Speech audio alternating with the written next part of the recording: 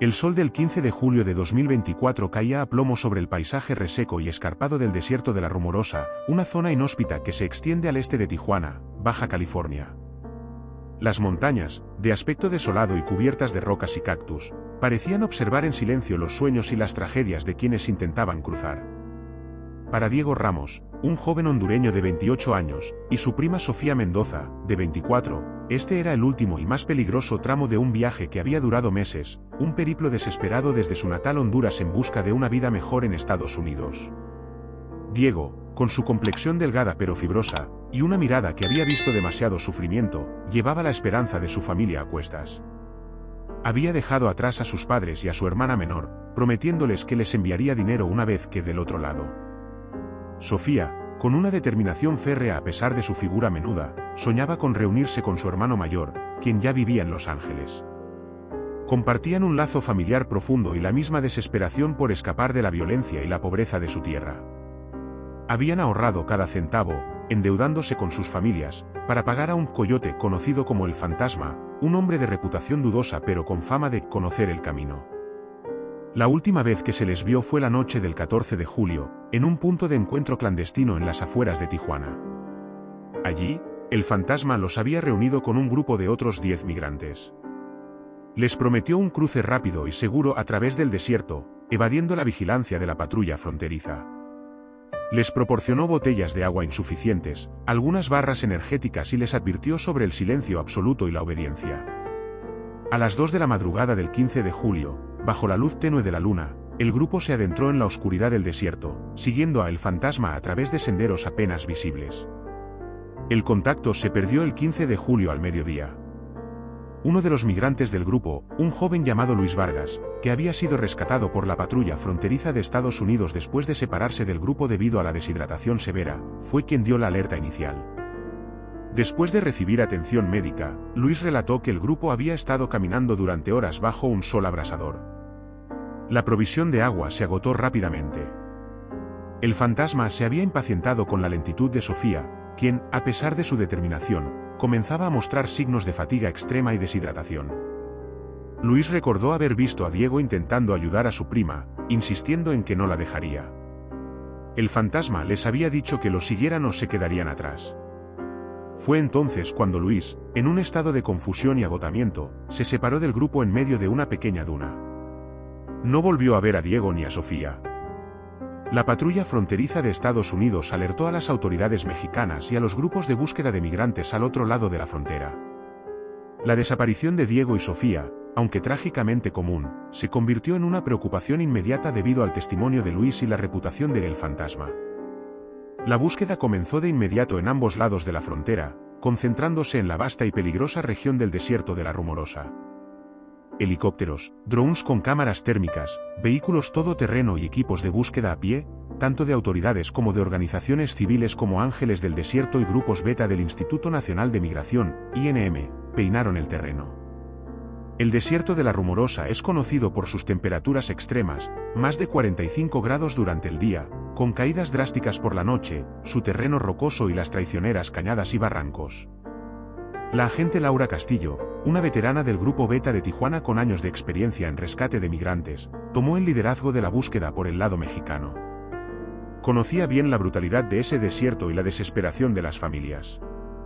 Las familias de Diego y Sofía, desesperadas, habían contactado a las autoridades consulares y a las organizaciones de búsqueda, proporcionando fotos y cualquier detalle que pudiera ayudar. Los primeros días de búsqueda revelaron poco. Se encontraron algunas huellas dispersas que se desvanecían en la roca. Una mochila vacía, no identificada como de Diego o Sofía. El rastreo de El Fantasma fue inútil, había desaparecido como siempre lo hacía. La esperanza disminuía con cada atardecer. El desierto no revelaba fácilmente sus secretos. Las teorías sobre su desaparición se multiplicaron. Deshidratación y agotamiento, la más probable. Muchos migrantes sucumben a las duras condiciones del desierto. Podrían haberse quedado atrás y haberse perdido. Abandono por el coyote, El Fantasma era conocido por abandonar a quienes ralentizaban el paso. Es posible que los dejara a su suerte. Accidente, caer en una cañada oculta o un barranco, o sufrir una lesión que les impidiera continuar. Encuentro con grupos criminales. La zona fronteriza está plagada de grupos del crimen organizado que se dedican al tráfico de personas y drogas, y que a veces roban o secuestran a migrantes.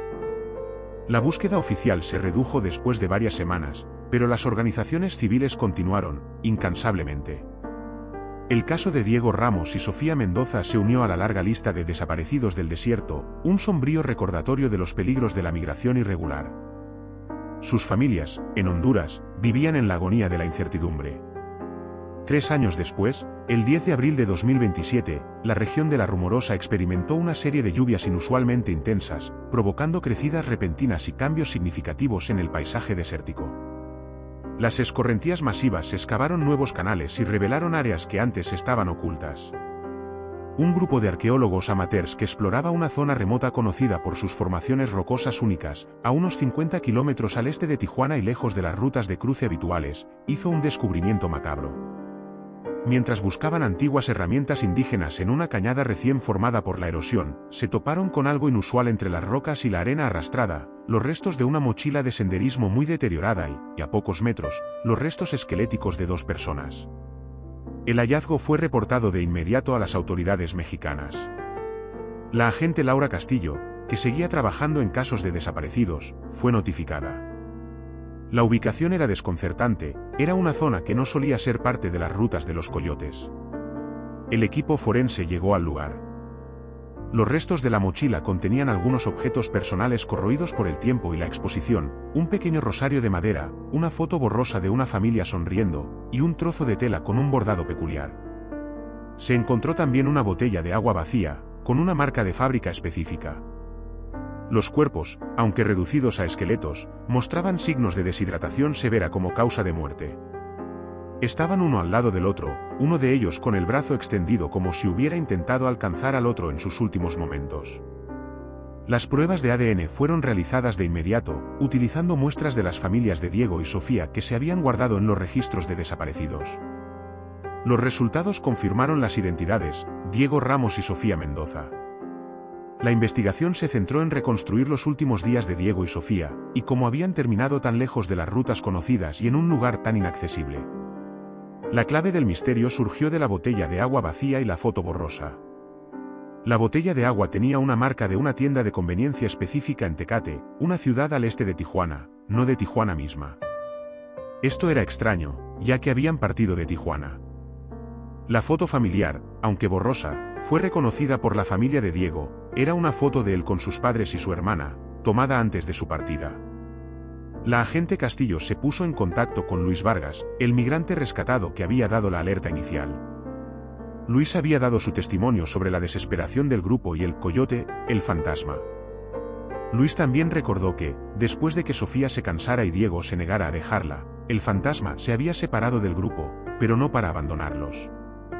Había enviado a un segundo coyote, un hombre joven y desconocido para el resto del grupo, para que ayudara a Diego y Sofía a tomar una ruta alternativa más fácil que él conocía.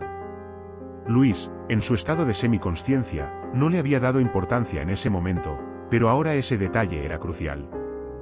La investigación de la agente Castillo y las autoridades migratorias reveló un modus operandi de El Fantasma y su red. El fantasma era solo el reclutador y el guía inicial. Él prometía una ruta, pero si el grupo era demasiado lento o si alguien se retrasaba, tenía ayudantes que se ocupaban de ellos. Este segundo, coyote, conocido solo como el ciego entre los bajos fondos, era quien tomaba las riendas de los migrantes más débiles o problemáticos, llevándolos por rutas mucho más remotas y peligrosas, a menudo a través de terrenos donde la patrulla fronteriza no solía patrullar con tanta intensidad. No eran rutas más fáciles, sino más aisladas y brutales, diseñadas para deshacerse de los migrantes sin dejar rastros si las cosas salían mal. El ciego había llevado a Diego y Sofía a una zona poco transitada, con la promesa de que los llevaría a un punto de encuentro con un vehículo. Pero, como muchos de su tipo, no era un guía humanitario, sino un traficante que priorizaba su propia seguridad y la de sus mercancías más rápidas. Las lluvias repentinas de ese año revelaron un pequeño deslizamiento de tierra que había ocurrido hace 3 años en esa cañada. La agente Castillo teorizó que el ciego los había llevado por esa cañada, ya que estaba fuera de las rutas conocidas.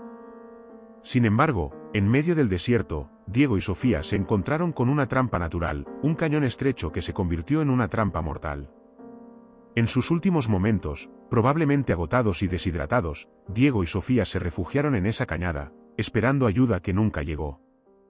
Las botellas de agua vacías, el rosario y la foto de familia eran los únicos testigos de su desesperación. El ciego, al darse cuenta de su incapacidad para cruzar la cañada o el peligro de ser detectado al buscar ayuda, simplemente los abandonó y continuó su camino por otra ruta, dejando a la pareja a su suerte.